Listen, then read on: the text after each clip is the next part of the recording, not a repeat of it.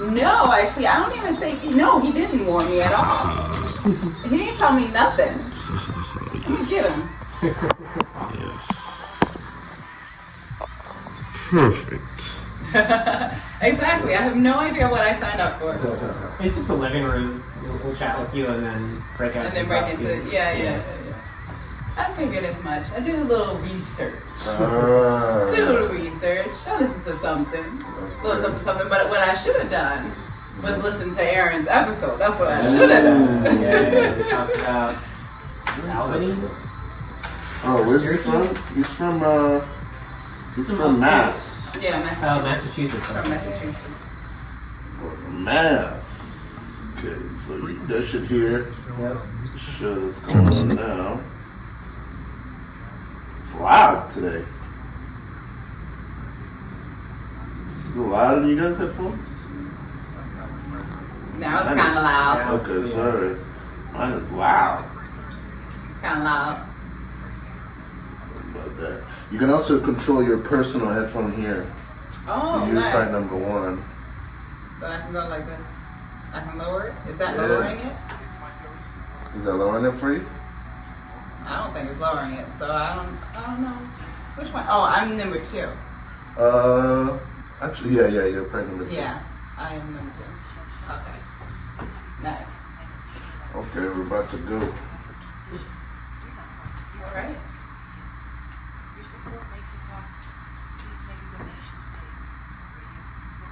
.org. Okay, we hear something? You got something? I hear nothing. Oh shoot! Wait, no, actually, How about I don't now? hear anything. How about now? Anything? I think something's coming through, but I don't know if I hear it. What? Yeah, I hear it. I don't hear it. Hold on. Oh, now I hear it. Yeah. Oh, there we go. Yeah, your level was low. They turned you down. They got to turn you up. Yep. Got to be turned to the left. Or to the right. Or, I don't know. I got to be turned somewhere. You gotta be turned. You gotta be turned. Yeah, I got to be turning. You gotta always be turning. A B T, always be turning. ABT, yeah. Home even when you're not. No, that's ADT. You know what I'm talking about? You don't know this? ADT? Yes, I ADT. do. I do. That's for like the, what was it? It was home security? Yeah. We're home even when you're not. That's creepy. Yeah. Yeah, that is very creepy. That's scary. Yeah. Yeah. Only Like you could do the microphone a little bit closer to you. It'll That's move. what I was thinking. I was It'll like, move around. I was like, I feel like you messing with your microphone. I need to mess with my microphone just a little bit more. Yeah, just gotta do some microphone bit just to feel professional. I know, right? So Yeah. I can sound sexy on it. Oh, Ooh. dulcet tones, dulcet de leche. Come on, All right, man. how I'm feeling? How am I coming through? I think you're coming through. Nice. Yeah. Nice. You gotta have tall people on this podcast or radio. Yeah. Hey, it's No Suggestion. I'm Ralph Jean Pierre, co-host Jake Joseph in the house.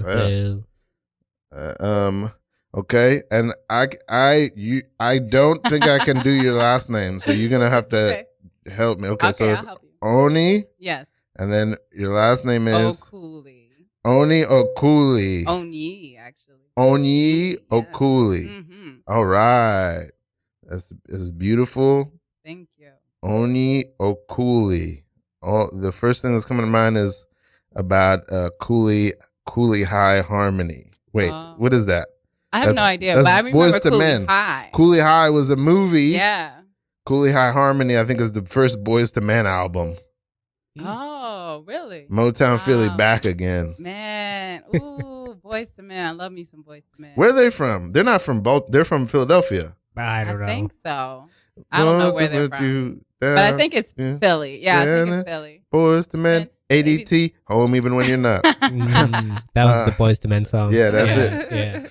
Yeah. So okay, Onyi Okoli. Here's the first thought I had. This is always a gamble on this show how I'm feeling, because we recorded at 11 o'clock at night because that's the slot we were appointed by Radio Free Brooklyn. It's past my bedtime. Okay, so I thought I think the prevailing wisdom is when you do a show, you go like, well, I gotta get the energy up. But I don't do that. I learned from non-convicted murderer Alec Baldwin to just come in as you are. I just whatever I got, that's what I got. Yeah, that's a good philosophy. Yeah, why pretend that I'm got something else? You can't pretend. Don't pretend. Keep it real. I think you could probably do microphone a little bit closer. A little bit closer. Really sharp. Really put my mouth on it. Yeah. You want me to put my mouth? You're being very okay. You're being very aggressive on this first date. Listen. Okay. You're being very aggressive. I like you a lot, Evelyn. I like you a lot. Yeah. Okay. Yeah. But let's just. Look, I don't know if you the one. The only way I know if you the one is if I can put my mouth on it. Oh, come on. I'm trying to drop you off. We're in my Oldsmobile. Let me just lick a finger. Let me lick a finger. I need to know if that chocolate is real. I'm black. What do you think? This is not painted Looking on. like a chocolate ounce. Okay, it's $4 to validate your parking. Oh, pay him. Could you parking lot attendant? I'm dealing with. This is a real woman that I got in the seat of this car. Yes, okay, I'm a lady. It's a real woman. I can't turn away from her to deal with you, and the parking will be validated as it's validated. Okay, can I just speak with this woman? I have to deal. We're on a first date. This could be the last first date of my life. We're gonna tow your car if you don't get this validated in the next 15 minutes. You see how real this is? Yeah. You know what? Let him tow it.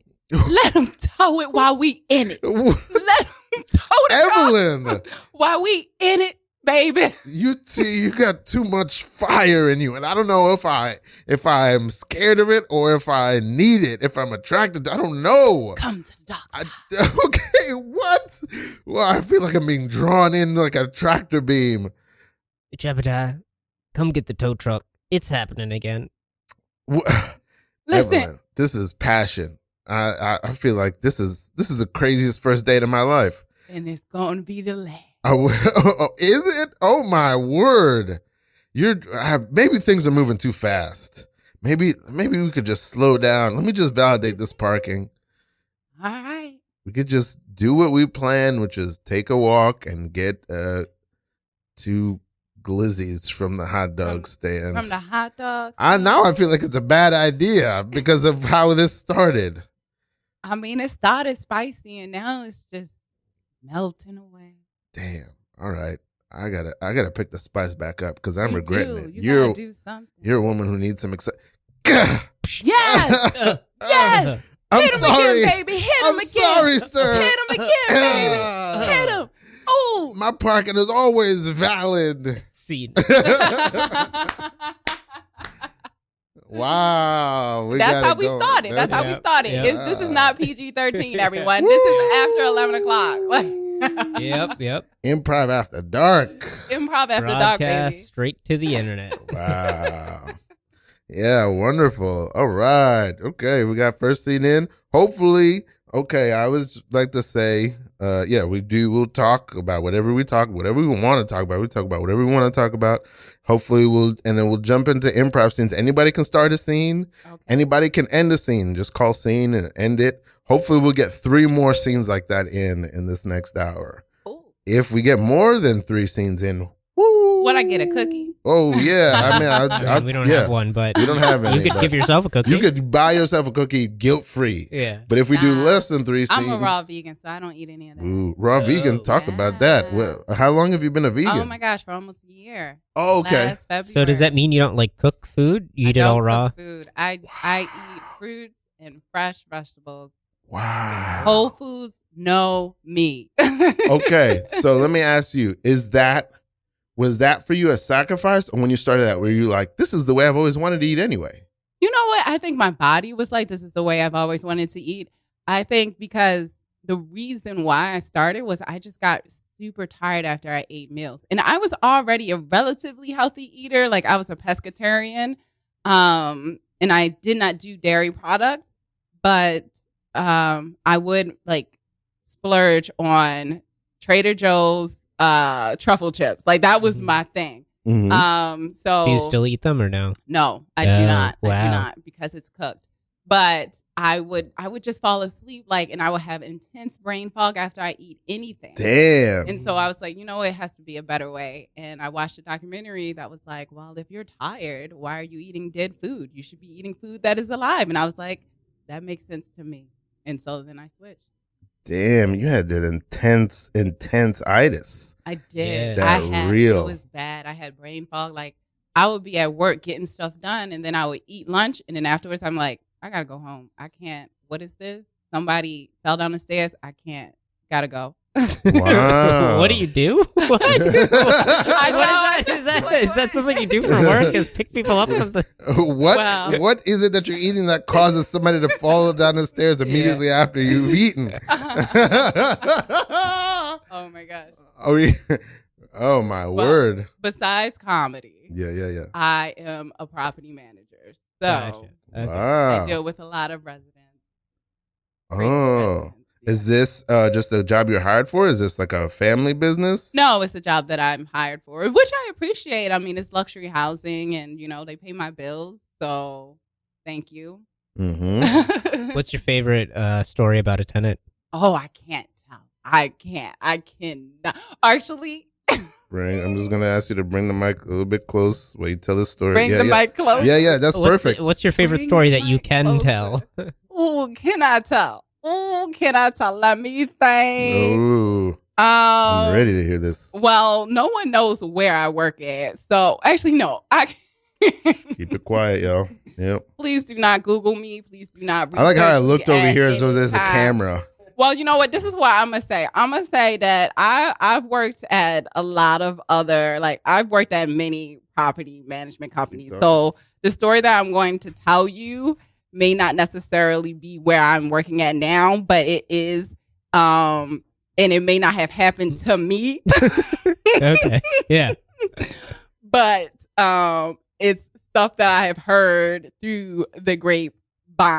The property manager circle. Property manager circle. Onyi heard it through the grapevine.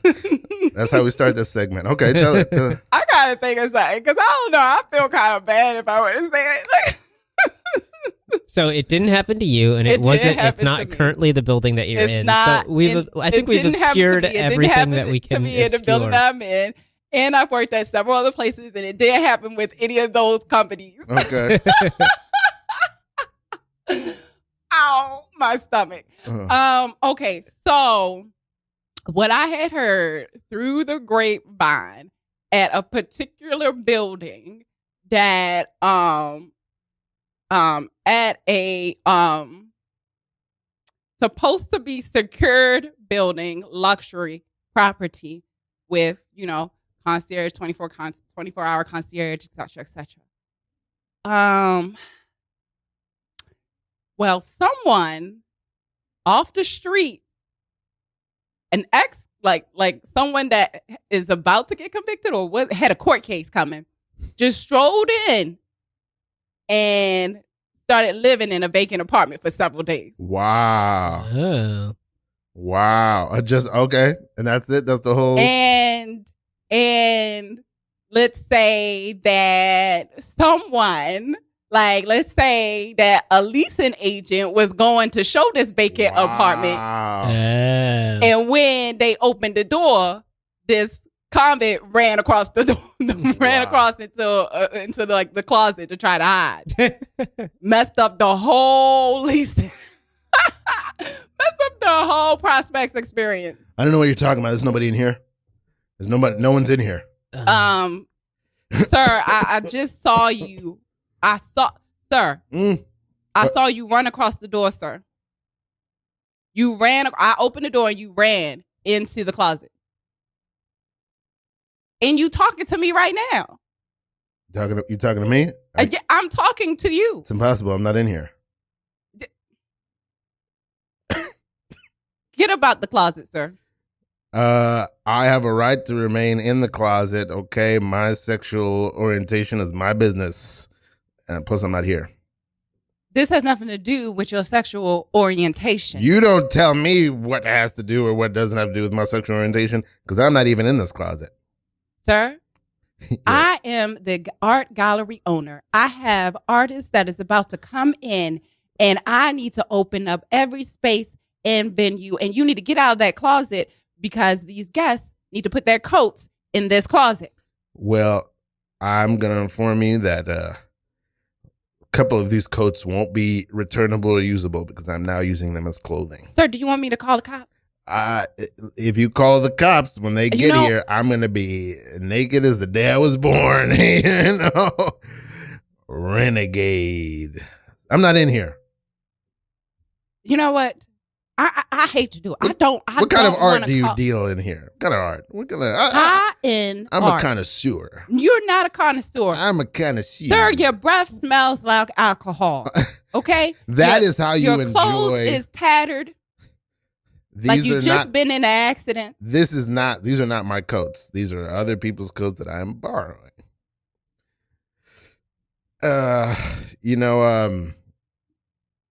Who sings that song? Oh, I heard it through the grapevine. I'm just about to lose my mind. Honey, heard it through the grapevine. I don't know, sir. I don't know who sings that song. But do you have a point? Is it Tank? Tank? The R&B artist Tank? Maybe. I doubt that. Hi, excuse me, ma'am. Here's my coat. Thank you. Thank all right. You. Okay. You lucky he ain't checked this closet. I need you to get out of this closet. If he checked the closet, he would not find anything because I'm not even in here. Sir, what if... Okay, sir, let's talk about this now, okay? All right, I've seen you walking up and down the street. I know you've gone through some rough times. They were really rough. I know your wife left you, but you can get back up again. Well, I never told you this story. Is it just my bearing? No, because my sad bearing. It is your sad bearing, and you also chuck your wedding ring into the gutter. I do it every day, and I fish it out. And then you fish it out. Yes, I know. It's okay. But look, you can't. Evelyn. All right, ma'am. We have an Evelyn Flanderson. Oh, okay. Bring her in. Wait, bring her in. Look, it's your wife. Here's your chance. Is this some sort of ruse to get me out of the closet? It's your wife. Because I may or may not be a gay man, and you don't know. You don't know. Yoo-hoo! It's Evelyn. Oh, hi. I was instructed that you were here. You're wrapped in furs and pearls, just like you always were, my darling. I love fur and I love pearls, and that's all that I have on is furs and pearls. These are 3 other people's coats that I'm wearing. You know what? Give them back their coats. But if I give them back their coats, I'm going to be naked as the day I was born. That's just the way I like it. Scene. Okay. We can't have all of the scenes be rated R. They must be. That is the thread. There's the theme we've set. The theme of the. Now we know the night. Now we know the night. Hey, now we know the it's night. past 11 p.m. It's past 11 p.m. People. It's past 11 p.m. Could you I'm a person who I never talked to you about this, but I have never. Probably not since I was a very young child, had a regular sleep schedule. For you, you said this is past your bedtime? Man, I be trying to get a regular sleep schedule. Let's talk about it. Yeah, I've been trying to get a regular sleep schedule because I want to sleep at like 10 o'clock. But what I find is that I'm in bed at 10, but then I don't go to sleep till about 1 in the morning, 2 in the morning. Mm-hmm. How about you? How are you about sleeping? I'm all over the place, but I also have a schedule that I work from home, and then no one really keeps track of my schedule. So I can kind of just, as long as I get stuff done. I don't really. I'm bad at it. I got a dog to try and keep me on a schedule, and even then, I'm still pretty bad at keeping him on his routine. Here's the thing that I wonder. I mean, I know for regular people, normies, as I've heard others call them, I know that a lot of people live on a schedule, but we're artists, we're creatives. I think it's appropriate that we live like raccoons. Yeah. I just think it's how we're wired, it's how we are. and I don't want to. Why I do don't you want to describe fight it it as anymore. living like raccoons? I don't know. It just felt funny. But I feel like raccoons are sort of nocturnal, but also can be up during the day. They're just all over the place. They just catch as catch can, and that's how I feel. I've been. I think since I was like, ooh, my birthday. Wait, is your birthday today? No, that's my birthday on the screen. 11, Oh, 11/19. It happens a lot, but it's I always feel like I've been fighting my whole life to be on some sort of regular schedule. It doesn't want to happen. I know. My body don't want it, and since I was a child. Well, I think it's just the comedy scene, right? The comedy scene is like late night, and then when you combine working a regular 9 to 5, that mess hurts. Because, comedy, you don't get home till about like midnight if you're lucky, or 1 a.m. And then you got to turn around and wake up and work a 9 to 5. That mess sucks like crap. So that's why I'm like, man, this past my bedtime. Because I'm like, I should be asleep at 10. But am I ever? Like, no, because I don't get home till like late a lot of times. Where did this, and I don't always, okay, I sometimes try to avoid talking about, I like people's history, but sometimes I try to avoid talking about improv and comedy on here just because we're another podcast talking to comedians, and there's a lot of podcasts with comedians talking about comedy. So I try to avoid it, but I want to dig into it actually because I love Onyi is part of Branded Silk, which to me, you guys are one of the best teams in the city. Thank you. Like, Thank you. Sincerely, I think you're one of the greatest. So, I want to know as much history about you guys as I can know. For you, how does all this start? Were you a theater kid? Did you love comedy? Did this all happen by accident? How does this happen?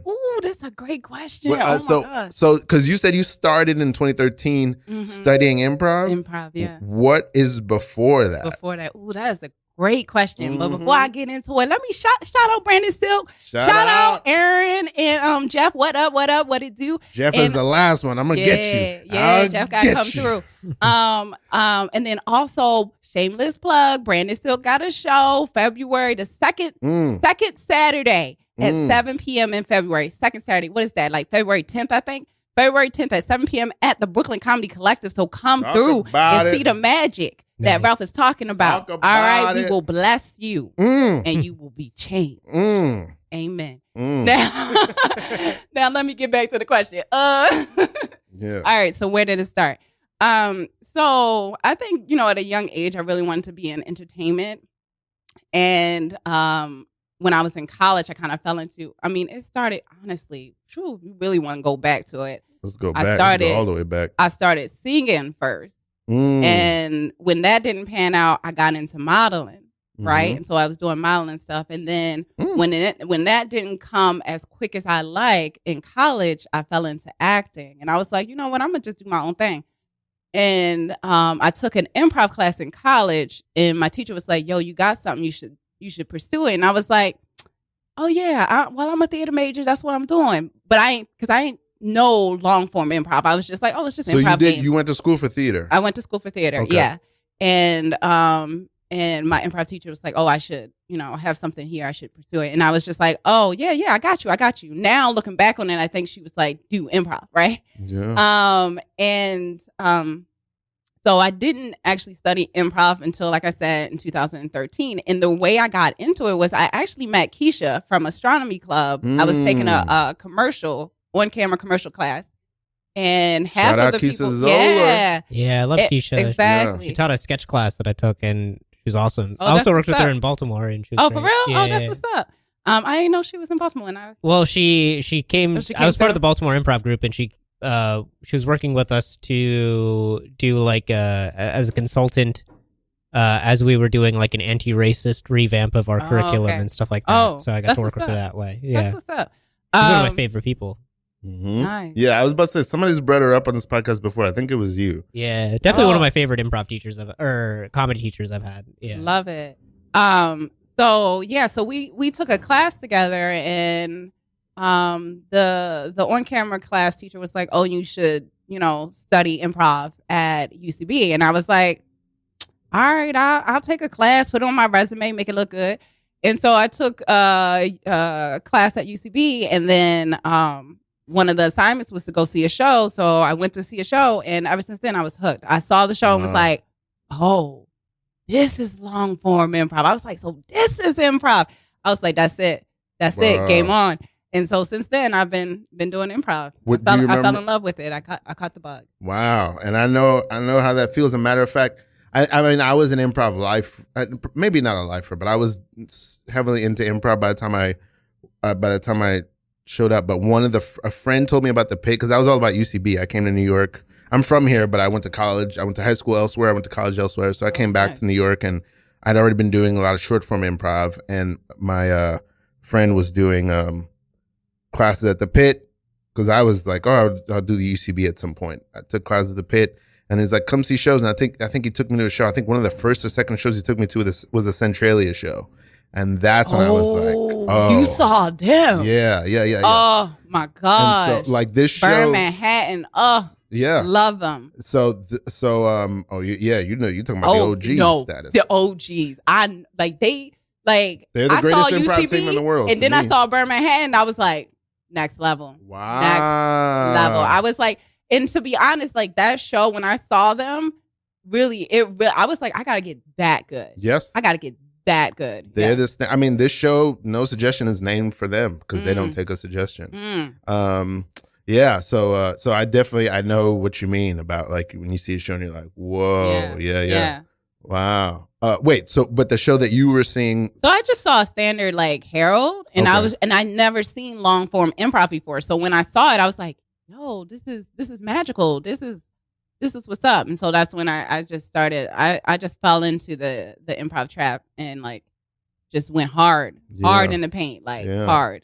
I think this might be a recurring theme on the show, but I always think like even today, like I had not really anything to do in the middle of the day, and I was like, I'm just gonna go do a drop-in class. You know, I've been doing improv. I was just thinking about it. I've been doing improv for 23 or so years, and I'm still like in the middle of the day, I'm gonna go do a drop-in class. I just did a jam last night, you know, and I was like, what is it? It's magic, man. There's something magical about it. It's so odd. It's so weird. It's addicting. And like you be fighting too. You be like, man, I got a show. I just want to lay in bed right now. And then you just drag your body up. And then as soon as you hit that stage and you get that laugh, game over. Yeah. Done.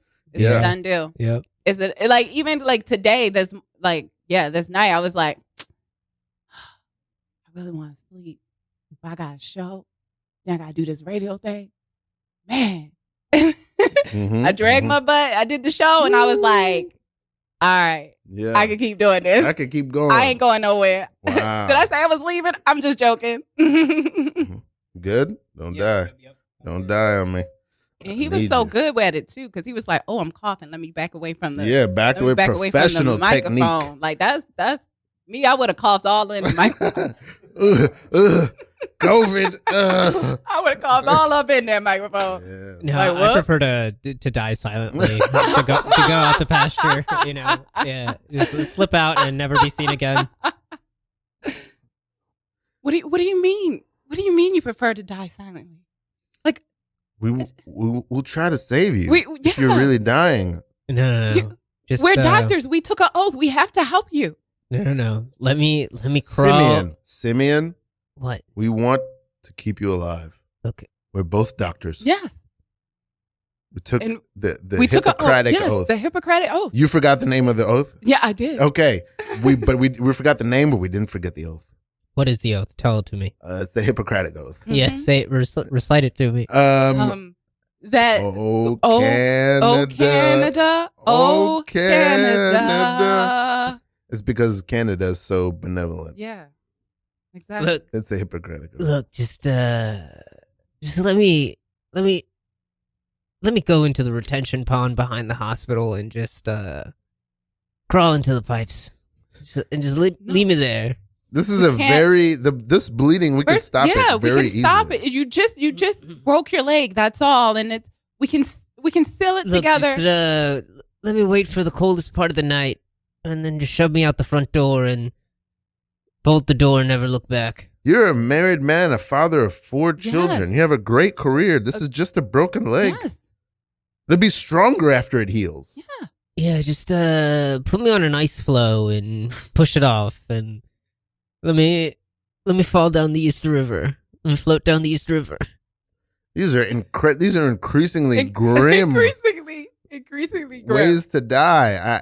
It's totally needless. Pile up some wood in the town square and burn me like a witch. There's no reason to build a pyre Exactly. and burn you on it. We can just cincher you up real quick. We can stitch you up real quick, and that's it. We took an oath. Yes.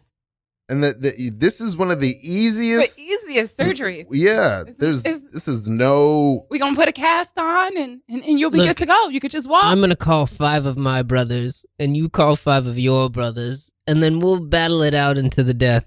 I have only a cousin who's a lady. Listen. I'm an only child. I'm an only child, too. We can't even fulfill that part of it. We can't. My mother died yesterday. I'm sorry. Save her.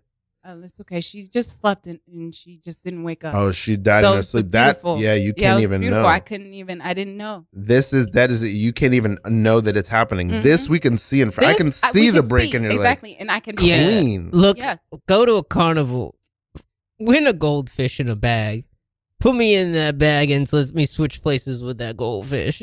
We'd have to teach that goldfish so many skills that it can't even learn. I don't even think the goldfish will be able to even breathe air. There's no way that you would fit in that bag. And that goes against our Hippocratic oath. We took, Canada, Canada. We have to save you. I volunteers tribute. Put me in a death match. Why are you wearing a platinum blonde wig? You're not Jennifer Lawrence. You're not Jennifer Lawrence. I'm surprised you got all that. All right, bring the real Jennifer Lawrence over here and kill the doppelganger. Are you depressed or sad? I think you may need a psychiatrist or therapist. We also will offer that for you. We're doctors, and we want to preserve you in any way that we can. Your health is our obligation. Yeah. Also, I just want to point out that you've been holding your side for the last 5 minutes. Your leg is what's broken. Your leg is broken, but you're holding your side. I have a gunshot wound. Yes. Like, legit was holding his side the whole time like he was sick. And I was like, but it's your leg. It is your leg. Oh, man. Beautiful. Yeah, just what you said. It's magic. I do want to talk about, I think Aaron told us when he was here, you guys, Brendan Circle's been together 8 years? I mean, it's been a while. Maybe it has been 8 years. Maybe we got together 2016, 2017. I remember that the first time I saw you guys was about...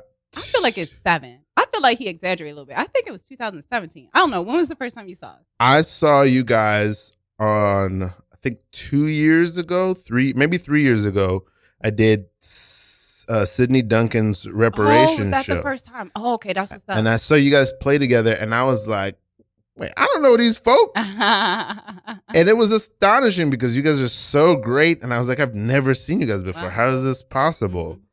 Because, the scene is pretty big, but to me, it seems odd that there are other Black players who are so great that I'd never run into before or heard about. I don't know. Maybe it's because like I said, I'm a Pitt baby. I don't know a lot about the UCB world. Well, same. I think Sydney Duncan's show really like half of the people. I was like, wait, I don't know half these people. Okay, I don't have these people here. So same. Shout out Sydney Duncan, past guest. Putting everything together. Appreciate it. Yeah.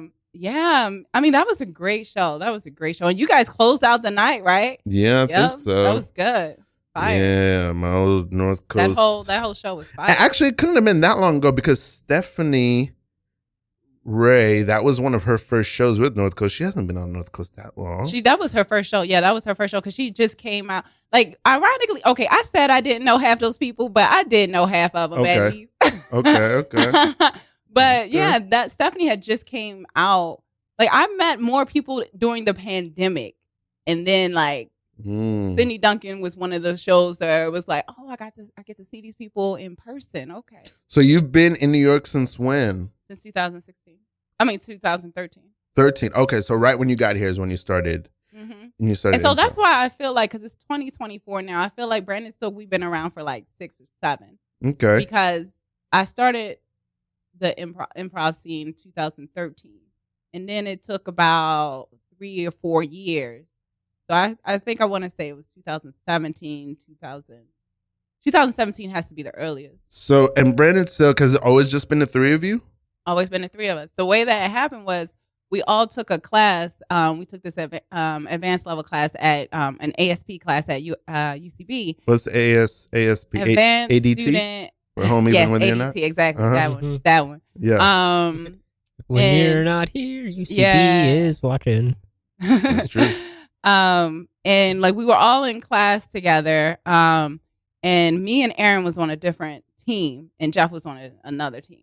So me and Aaron was on a team together, and Jeff was on a different team. And then UCB had like the 3-on-3 tournament, and me and Aaron, we submitted our basketball. 3-on-3 improv. Oh, okay. 3-on-3 improv tournament, kind of like basketball, but it's improv. You guys all wore high socks. So it was like, oh, I wish we should have. It was like only 3 improvisers competing against only 3 improvisers, and so it was like, so me and Aaron submitted with our team, but Jeff had came to me and was like, hey, I want to do this with you. And since 2 of our members of the original team didn't make it, me and Aaron was like, okay, Jeff, let's just team up with Jeff. So that's how we became Branded Silk for the tournament. Was that first set just so magical that it was like, oh, yeah, I mean, it was a good set. We went all the way to finals. So we were the finalists. And everyone was like, y'all need to stay together because we've never seen something like this before. And we just kind of stayed together. Wow. We stayed together. Yeah. Nice. That's awesome. Yeah. Damn. I'm sorry. I don't really know what kind of foul to call this, but your team isn't playing basketball. You guys are all just pantomiming like you're playing basketball like it's an improv show. Oh, you've never seen this technique before. I mean, exactly. Well, this is a new way to play basketball. It figures in your imagination. Yeah. You guys keep trying to sweep edit the game? It seems like you guys are trying to do improv here instead of playing this 3v3 tournament of actual basketball.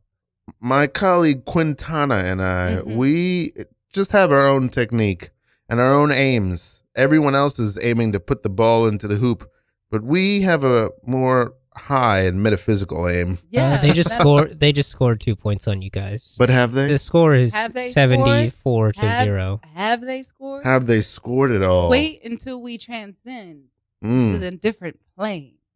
Wait until we truly meet our aim. Yeah. When the corporeal meets the sacred. A fixed point. Yeah. Yes. My arm is resting on a ledge. You are holding a jar of preserves. Yes, holding a jar of preserves. Oh. Okay, well, we're just going to disqualify you guys and count it as a win for the team that's actually playing basketball. While you're talking to us right now, I actually scored 2 points. And the jar of preserves has grown. Yeah. Oh, yes, check the scoreboard, sir. 2-2. And now check the imaginary scoreboard behind us. God's scoreboard. The Lord's scoreboard. The Lord scored. The Lord scored today. Scene. I wish there could be a documentation of the look on Jake's face. Just I know. True bewilderment. Deep like, acting. What? In the world. These people talk. Oh, excellent. And I think we've talked about this before, but tell me where were you coming from when you moved to New York, and where are you from originally? Okay, yes. So I was born and raised in Baltimore, and I actually, when I moved to New York, Baltimore, Maryland. That's what's up. That's where you went to college, or this also where you were raised? No, I didn't go to college there, but I worked. I lived there from 2014 to 2021. Got it. Yeah. Yeah, I was gone by then. But yeah, born and raised in Baltimore, and then I went to the University of Southern California. So I lived out in LA for several years, and then I came back to Baltimore, and then I was like, you know what? Let me go to New York. USC. So there's a video that I watch over and over of my favorite director, James L. Brooks, and Larry Moss teaching a class At UCB? At USC. UCB, aka ADT, homie. Know where you're not. Yeah, USC. Because I understand that it was either their film and television program or their acting program, but I guess they have a really strong one. What was it? You know, that didn't seem to resonate with you. No, I do not ever recall running into Larry Moss at USC. USC was an experience, but I am grateful for that experience because, when I was at USC, I just felt like as an African American or person of color, my stories wasn't being told. And they were doing all of these, plays like Russian mafia, Russian stuff. And I was just like, this doesn't relate to me. And I was like, you know what? If I'm going to be a theater major, I want to produce something that relates to my culture. And I took over the Black Entertainment and Theatrical Association. So I started this organization and started directing and putting on shows like August Wilson Fences and George C. Wolfe, The Color Museum. And I really created an environment in which people of color could showcase their talent. And it definitely is one of my proudest things that I've done at USC because, it got to the point where people were coming to me and saying like, hey, you're the reason why I went to USC in the first place. And so I'm like, wow, this is, I did something that changed something. Yeah. And I remember, and it was a struggle, let me tell you, it was very much a struggle. I put in a lot of, I can't even remember, there would be days where I just wouldn't sleep because I'd be going to school and then producing this, play and making sure everything gets together. And the first play that I did was an all black cast. And my teacher was like, there hasn't been an all black, play on this campus produced in 5 years. So it was something that I was like, okay, I'm on the right track. I'm doing something. And it was a remarkable experience and a big growth for me as an artist. I would not say as an actress, but as an artist, I grew a lot because I was, directing, producing, acting, and writing and creating my own works. So that's when I really started to realize I had a talent in comedy and in entertainment, period. That there was something for me. Wow. There's a lot of things about this story that are interesting to me. One of them is so I'm a patient, and I'm from East New York, and I think sometimes people don't understand this, but the culture of East New York is very different, even to other parts of New York, because it's very Caribbean. So a lot of people are immigrants or first generation Americans. My parents are from Haiti, and so for me, I don't have the same experience as some of my peers who might be fourth, fifth, sixth generation American, from this country. And I can hear myself. So sometimes it doesn't always strike me. I could be in spaces where there's, a big diversity of people, or I could be in spaces where I'm the only black person, and I may not even notice until I do something like Sidney Duncan's Reparations show, where I'm surrounded by a lot of black people, or where one of my sisters went to an HBCU, and I would go, where I visited. I remember years ago I visited Howard University just as an adult, just visited, and I was like, whoa, okay, this feels different. Yeah. This is something I have not experienced before. There's something else to this where. And it's not even it's something I'm super unfamiliar with, because growing up in East New York, I could go weeks and weeks without seeing a white person in person.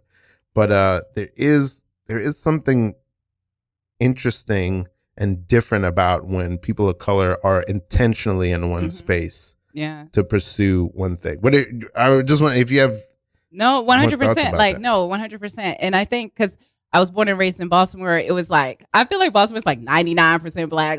It's just black people. Wow. And when I went out to the West Coast, I was I definitely got a culture shock because it was something different. I wasn't seeing, just Black people anymore. I was seeing and then I was also, my mom made a point to send me to a private school growing up. So my hood was Black, but then I went to a private school where I was like, one of 5 Black people in the entire school. So I kind of knew how to navigate into how to code switch, so that I can fit into different cultures. But I knew like, if I'm going to school at USC, like I was like, put me on an African American theme floor where at least I can come home and see people like me. And so like I immediately was like, okay, USC is probably going to be predominantly white. So let me live on a floor in which I can celebrate Black culture and our own uniqueness. Because, especially if you live in a world and you grow up where it's like Black isn't seen as beautiful and, you're not really cherished and you're often overlooked for projects that you probably could do extremely well. Being around your own kind and that, will be able to uplift you and celebrate you and say, hey, you're beautiful and to just uplift you and understand where you come from and understand your own lingo and culture. It's uplifting. It really is. It's inspiring, uplifting, and motivating. I don't know how to talk about it because again, as a Haitian American, it's like I am a Black American, but it's like a sort of a, you know what I mean? It's like it's like sometimes people talk to me about things I should have been raised on but I'm like, my parents are Haitian. Yeah. They don't. Well, my dad's Nigerian, so fantastic. So like my dad's Nigerian, my mom, was a slave, like she probably Nigerian, the family probably she probably was, but they came over in the slave.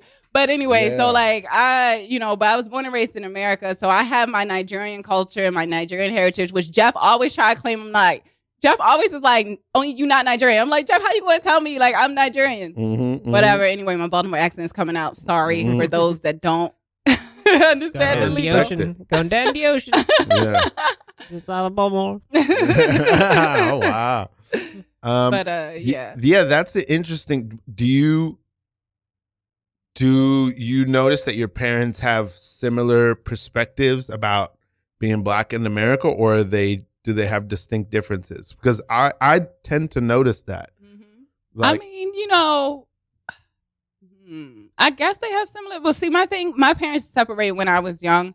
My dad was pretty much a huge stickler on like, if you Nigerians get this, and like it's just kind of like you got to be the best student, you got to have the straight A's, you got to have this, you got to, you know what I'm saying? Like if you get a B+, why didn't you get an A? Like it's just like you have to be the best. And you got to be either a doctor or an engineer or, something like so that they can brag. Families. Exactly. Like, immigrants, they get it, right? Like, it's just like you have to be the best so they can brag about you, right? And, on my mom's side of Black culture, my mom really like, I think my mom supported my dad in that she wanted us to get good grades and to go to a selective school and to have a better future. So, but I learned more of the Black life experience, just living in America and from my mom's side, my mom's family, more so than from my dad's side, from my Nigerian side. Man, there's something that's so interesting about that I think I really, just having this conversation is illuminating for me what it really was that resonated with me in the movie Black Panther, which is like, that is the experience that I had, which is if you're in America and you're Black, you're a Black American, you're an African American. But like my experience, my parents coming from Haiti, it's like, it's not, I sort of have like a skewed version of kind of seeing how someone who is a Black person, but who's not a Black American would see a Black American. And there is like, it's like a little bit of a funhouse mirror. It's a little bit different, but we're also all family. It's I don't know quite how to describe it, but it's very interesting. And what constitutes soul, like our colloquial, like what we call soul, being a Black American, it's a very nuanced, fibrous, sinewy thing. I don't even know how to describe it. This is the best way I can describe it.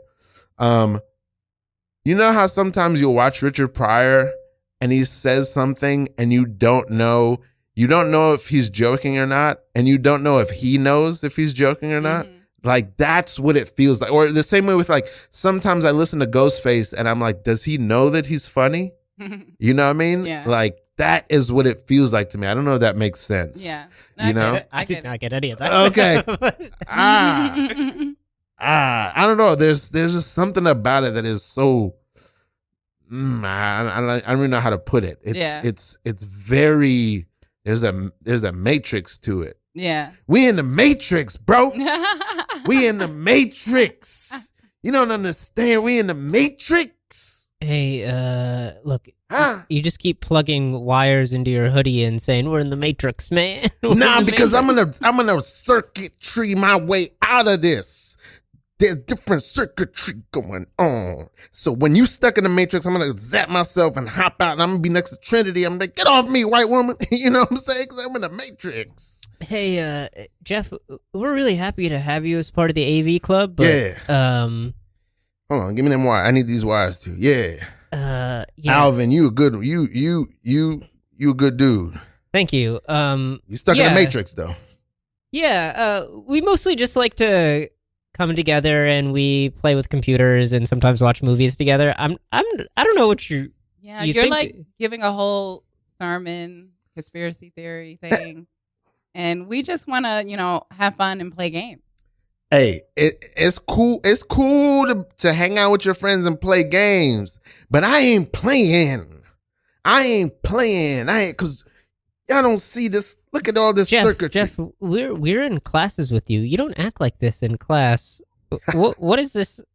What is this like voice and character you're putting on? Because the agents are online in class. You see, this is the third time we talked about the agents. Okay, the agents are online in class, but when the bell rings, the agents power down. That's when I power up. Okay. Well, anyway, I'm going to play my Pac-Man now, and I just need. Look at these lugs. Look at these Funkmaster Flex lugs that I got on. See how they're tied? They're tied with circuitry. I took the laces out and I tied them with circuitry. Yeah. Okay. I don't think that's safe, but yeah. I took my braces out, this white orthodontry, and I replaced the wires with circuitry. Okay, yeah, that's really bad. Dangerous. Yeah, that stuff's like really super dangerous. sharp and like corrosive metals. Yeah, and, that's not good. Yeah, if you were to swallow it, I would not. If you guys look closely at the fibers of my hair follicles, okay, this that's my hair. But eventually, I'm gonna replace each one with circuitry. All right, Jeff. I think you should just go. All right, just one more game of Halo. All right, see. One more game of Halo. Cool. Yeah, this has been a beautiful time. Yeah, it's fun. It's fun. When you like AV, I was like, dang. I don't know what that is. That gaming? What is it? Yeah, I actually don't even know what the AV Club is either. I was like, what do they do? It's something. What do the Audio Visual Club. I think they just set up TVs. They set up TVs. They set up TVs. Yeah. Set up VCRs. When you said gaming, I was like, I can hop on that because I don't know what an AV Dolby Digital surround sound. What was I? Man, I always feel like I have something to say about that conversation. Oh, is that an aspiration of yours to produce eventually and direct things, or is performing in the forefront for you? 100. That you be asking some good questions. What? I was not ready. Yeah, 100%. I think that's the aspiration, and that's probably going to be the goal. That is the goal of this year is to actually just get out there and start producing some of my own stuff because I haven't really done that in a while. I mean, I did last year the BCC. I teach at the BCC, y'all. So if y'all want to take improv classes, check me out, the BCC Brooklyn Comedy Collective. I teach improv level 1, and y'all gonna be fire. If you learning from me, you're gonna be fire. That foundation. Yes, because I'll give you that foundation. Dylon. They spit hot fire. So anyway, but what was I going to say? Yeah, at the BCC, I was part of Pitch Fest, so I did showcase my pilot, and that's on YouTube so that people can see. And like I'm ready to just do more of my own stuff because it's been a minute. When I graduated in college, I was like, boom, I had some stuff and I did my like one woman show and I toured it, and then at the end I was like, kind of got tired of it and was like, oh, let me just do improv. Well, no, hold on. We got like about 4 minutes left. I want you to tell me about this one woman show. My one woman show? Yeah. So my one woman show is called Charmed, I'm Sure. And it's pretty much a collection of monologues based on my life growing up in Baltimore and going to school at USC. And yeah, it was really fun show. Maybe I'll do it again. Mm-hmm. Maybe I'll do it again this year. Who knows? But yeah, it was yeah. That's what I got to say about it. Okay. Well, I'm gonna say this right now. I haven't said this on air before. I haven't really said it much out loud, but I'm gonna spit this right now. This is a true ambition of mine, is a thing that I would like to eventually do, in conjunction with the mission of this podcast, is I would like to shoot specials for improv teams and clowns in the city, so that it's not just stand-ups, as much as I love them, taking up all the real estate of having this. Also why this podcast exists, because I wanted to take up some of that real estate that stand-ups take up for themselves in terms of marketing themselves and branding themselves. Do that for improvisers. I want to do the same for improv in terms of shooting specials. I don't know why there isn't more long-form improv as is, right? Exactly. On video. On because video, I think people right? would like to see it. So I have an ambition to shoot specials. I'm gonna say right now, the ambition one, I want to shoot a special for Centralia. I want to shoot a special for, even though I'm not playing with them anymore, North Coast. Mm-hmm. I'd want to shoot a special for Michael Bird, Cosmic Unity, and what I would love to do is shoot a special for Branded Silk. Fire. Let's get it. Let's get it. That is an ambition. Let's get it. Nice. And I align with that ambition. I align with it. Let's get it. You guys That's what I deserve want to it. do. I align with it. Yes. Yeah. Yes. So 100%. Yeah, that is Put that mess something on you guys, Netflix. Yes. Okay. Show Put it these on people what real Blackflix. improv. Blackflix. Yes. Yeah. But Improv I really think that's really important to me. I think it's not something. It's something I've thought long and hard about. And it's probably other teams, but like teams that have been together a long time, who really like they're, I don't want to say, I guess seasoned, whatever it is, but just that, people who can represent what this scene is. I think that's a lot of what I wanted to do with this podcast is like, just because I feel like a lot of podcasts are like, okay, you're going to play this character for 78 minutes, you know what I mean? And that is not the way it feels. That's not the way it feels to go to a jam or a drop in or do a show in New York, you know what I mean? So I wanted to do something that feels like what it means to be a New York improviser. Yeah. But and similarly, like, I feel like your team, Centralia, like these are the teams that like represent. Let's talk. Let's talk. Let's make that happen. Business. 100, I stand 100. on business. Yes. I stand you about that on business, Ralph. You about business. it. You see me right here, right now. Audience, you can't see me, but Jake and Onyi can tell you right now. They can test. They can give you a testimony that right now, as I stand, I'm standing here right now on business. Looking like a robot. Yeah, he's got a nice squat and perch. Yeah, nice squat. Arms perpendicular. Yeah, this is a little bit of a, you know what I mean? This is a little bit of a, I don't even know. There's a little bit of a Chris Farley, just like strong foundation. That is a Chris Farley. That is a Chris Farley. On right. business. Down by the river, ADT. There's Branded Silk Show 2 coming up in February. Yep, February 10th at 7 p.m. at the Brooklyn Comedy Collective. And then your girl is also teaching improv level 1 at the Brooklyn Comedy Collective. So sign up for that in March. Yeah, and then also I perform weekly at the Magnet Theater. So you can see musical theater. What's the name of your team? Girls Truly, Lil Spoon. Lil Spoon. Every Thursday. Time varies from 7 to 10 p.m. at night, y'all. So, get that popcorn ready. But yeah, every Thursday you can hit me up.